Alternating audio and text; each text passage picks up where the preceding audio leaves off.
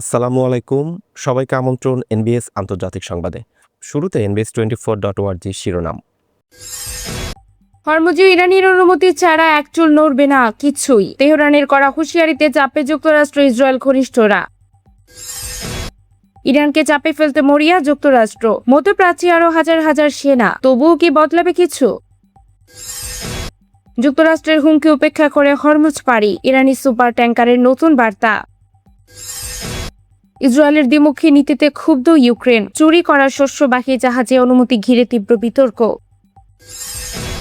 হরমুজের পর এবার বাব আল মান্দ, ইরানের কৌশলে কাঁপছে যুক্তরাষ্ট্র ইসরায়েলের শিবির।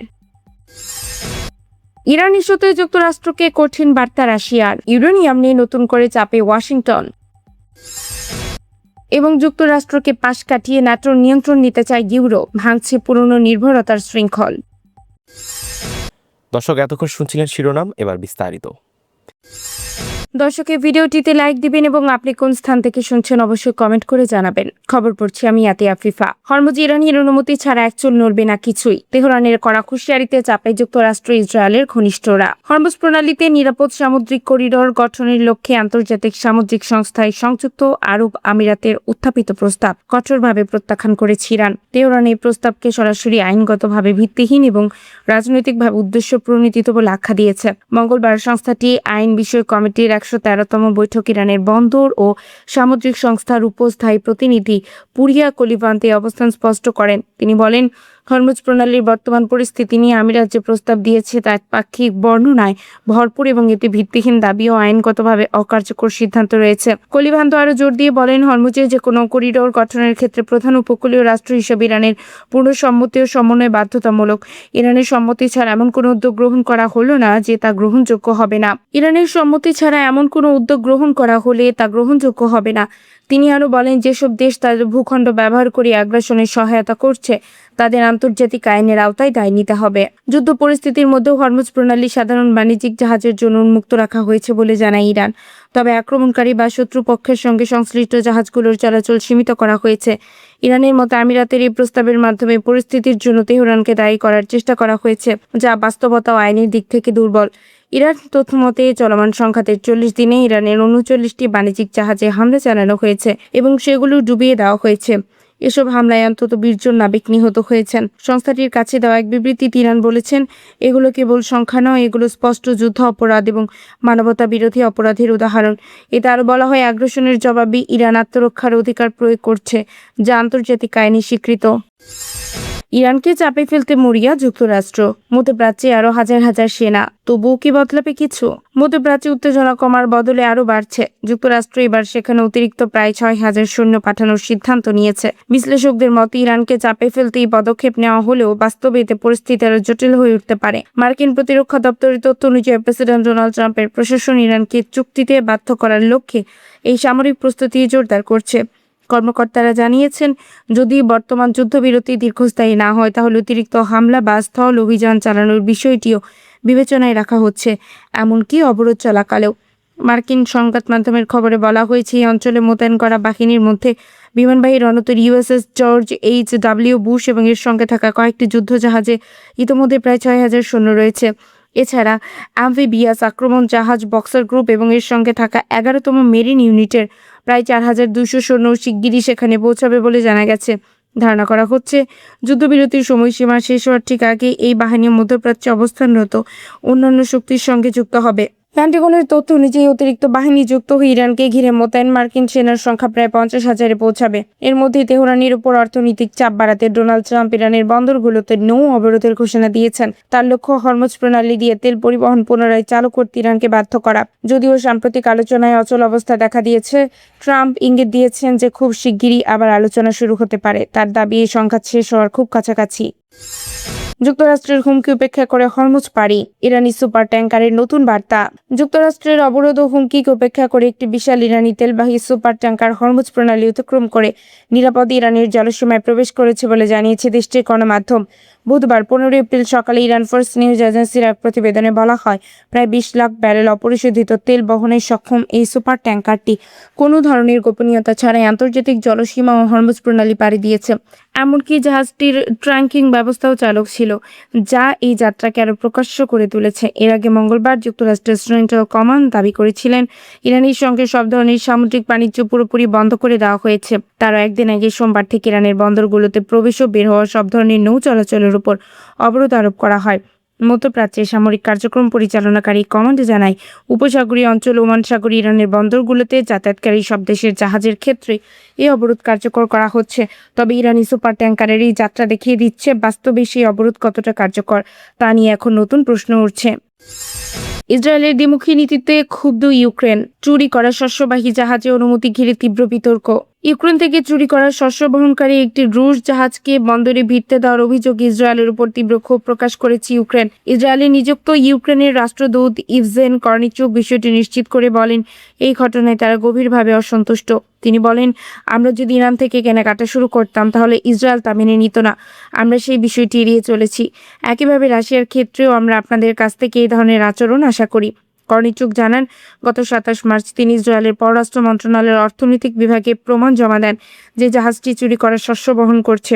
কিন্তু তার দাবি, ইসরায়েল ইউক্রেনের প্রসিকিউটর জেনারেল আনুষ্ঠানিক অনুরোধের জন্য অপেক্ষা করছিল।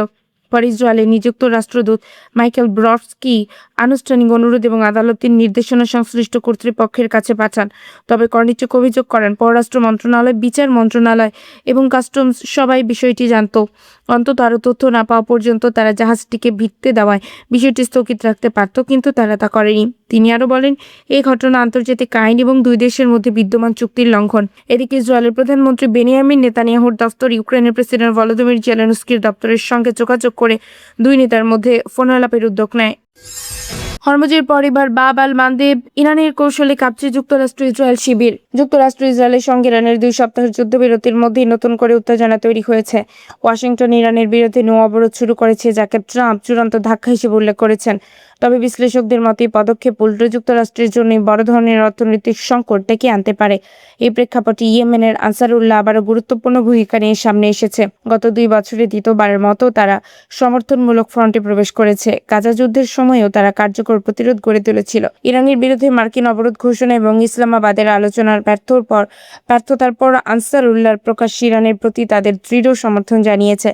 ইয়েমেনের এই গোষ্ঠীর পররাষ্ট্র দপ্তর সতর্ক করে বলেছে, যুক্তরাষ্ট্র ইসরায়েল নতুন করে উত্তেজনা তৈরি করলে তার কঠোর জবাব দেওয়া হবে, যা বৈশ্বিক জ্বালানি সরবরাহেও প্রভাব ফেলতে পারে।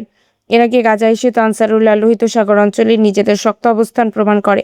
তার ইসরায়েলের ইলাদ বন্দর প্রায় 85% পর্যন্ত অচল করে দিতে সক্ষম হয়েছিল, যা দেখিয়েছে যে শক্তিশালী নৌবাহিনী ছাড়াও তারা বড় ধরনের অর্থনৈতিক চাপ সৃষ্টি করতে পারে। বর্তমান পরিস্থিতিতে ইরানের বিরুদ্ধে মার্কিন নৌ অপরাধের পাল্টা কৌশল হিসেবে বাব আল মানদেব প্রণালী এখন ইরান ও ইয়েমেনের জন্য একটি গুরুত্বপূর্ণ কৌশলগত হাতিয়ারে পরিণত হয়েছে। ইরান ইস্যুতে যুক্তরাষ্ট্রকে কঠিন বার্তা রাশিয়ার। ইউরেনিয়াম নিয়ে নতুন করে চাপে ওয়াশিংটন। ইরানের ইউরেনিয়াম কর্মসূচি নিয়ে যুক্তরাষ্ট্রের আরও যৌক্তিক ও বাস্তবসম্মত অবস্থান নেওয়া উচিত বলে মন্তব্য করেছেন রাশিয়ার পররাষ্ট্রমন্ত্রী সের্গেই ল্যাভরভ। একই সঙ্গে তিনি চলমান উত্তেজনা বন্ধ করে কূটনৈতিক উপায়ে সমাধানের উপর জোর দিয়েছেন। চীন সফরের সময় সাংবাদিকদের সঙ্গে কথা বলার সময় ল্যাভরভ বলেন, আন্তর্জাতিক পরমাণু শক্তি পর্যবেক্ষণ সংস্থা কখনোই বলেনি যে ইরান সামরিক উদ্দেশ্যে ইউরেনিয়াম সমৃদ্ধ করছে।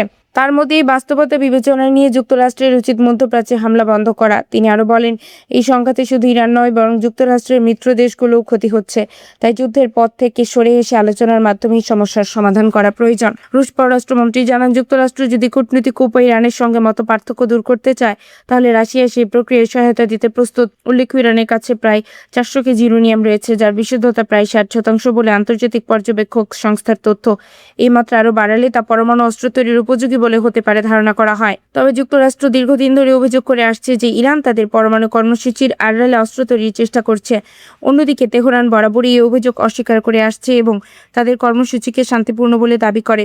এই ইস্যু ঘিরে দীর্ঘদিনের বিরোধের জেরেই সম্প্রতি ইরানি সামরিক অভিযান শুরু করেছে যুক্তরাষ্ট্র, যা পুরো মধ্যপ্রাচ্যে নতুন করে উত্তেজনা সৃষ্টি করেছে বলে মনে করছেন বিশ্লেষকরা।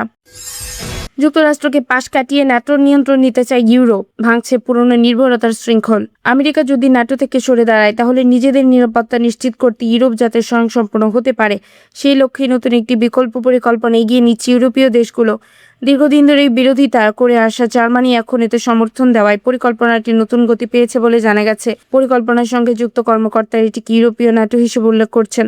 তাদের লক্ষ্য ন্যাটো নিয়ন্ত্রণমূলক পদগুলোতেও আরও বেশি ইউরোপীয় নেতৃত্ব প্রতিষ্ঠা করা এবং মার্কিন সামরিক সক্ষমতার ঘাটতি নিজেদের সরঞ্জাম দিয়ে পূরণ করা।